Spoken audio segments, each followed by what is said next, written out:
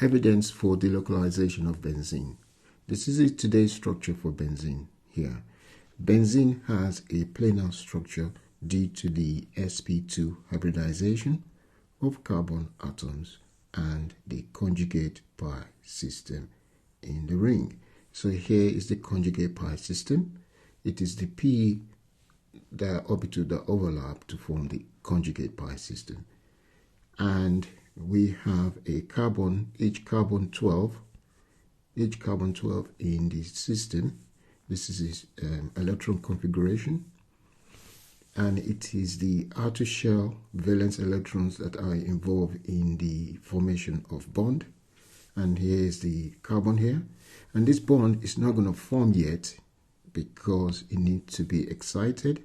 So you're going to get carbon star, so that's 12, 6, and we're going to have the inner shell, the core shell, which is 1s2, and that's just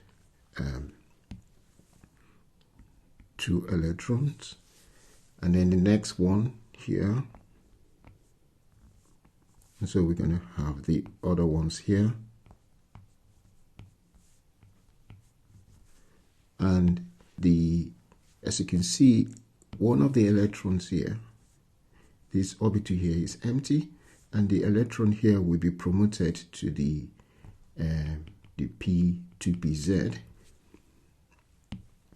and that means it will be then ready for bonding.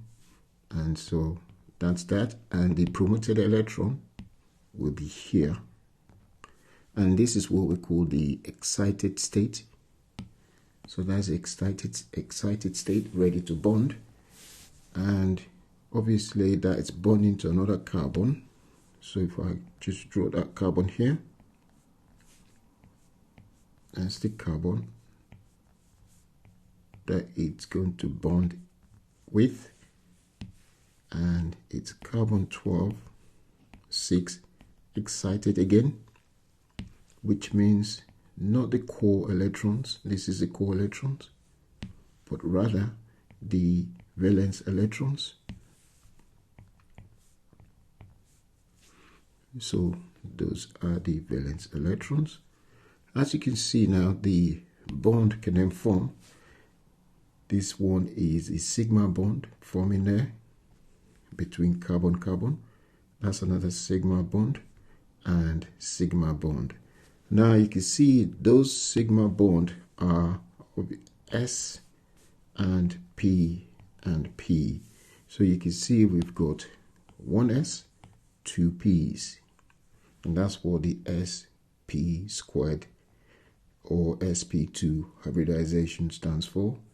These are now degenerated energy levels. That means they have the same energy level. Before, they don't have the same energy level. This is higher than this one, but now the spp now have the same energy level, and so therefore they're able to overlap. And the pi system, the pi bond that we form, is between these pieces. So this one is a pi bond, and this one is a sigma, sigma, sigma. So the sp2 hybridizations are sigma bond, and the p orbital overlapping sideways, they form the pi bond. So that was the explanation for the sp2, which means 1s, that's 1s, 2 p's, 2 p's, 1, 2, forming hybridization. That means they have the same energy, so we call them degenerate. They have the same energy. And the pz and pz sideways overlap to form the pi bond. So each carbon atom in the ring forms 3 sigma bonds using the sp2 orbitals.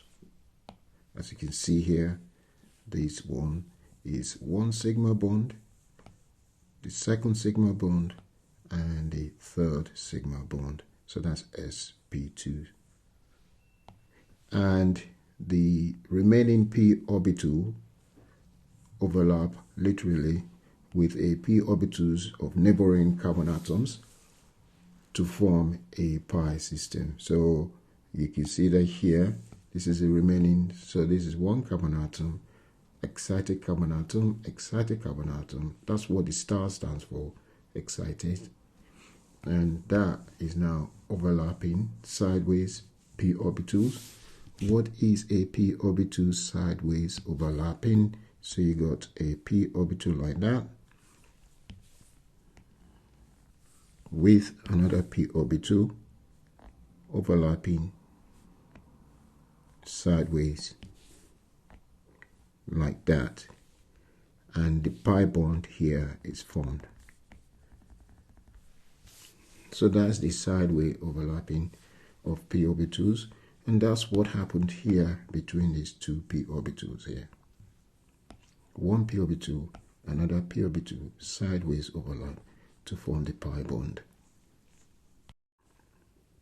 And so this is what this is saying, and then they form a pi system.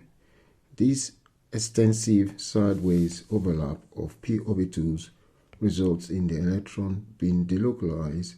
So you form the electrons moving above and below there, and able to move freely over the entire ring, causing a pi system. Evidence of delocalization.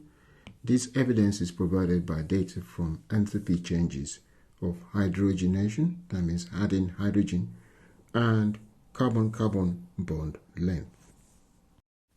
The hydrogenation of cyclohexene, this is cyclohexene, and this is the hydrogen we're adding to it, hence we call it hydrogenation, and that gives the cyclohexane. This is cyclohexane, so there's two hydrogens there, two hydrogens there, two hydrogens there, two hydrogens, two hydrogens. And the enthalpy change for this reaction is minus 120 kilojoules per mole. Each molecule has a double bond here, carbon-carbon double bond, and the enthalpy change for the reaction is 120 kilojoules per mole. Hydrogenation of benzene. The Kekulé structure of benzene as cyclohexa 1,3,5 triene has 3 double bonds, 3 carbon-carbon double bonds. It was expected that the hydrogenation should be 3 times that of cyclohexene with 1 carbon-carbon double bond. So this is what is expected with the benzene, 3 hydrogen gas to give you cyclohexane, and we should have multiplied by 3 to get minus 360 kilojoules per mole.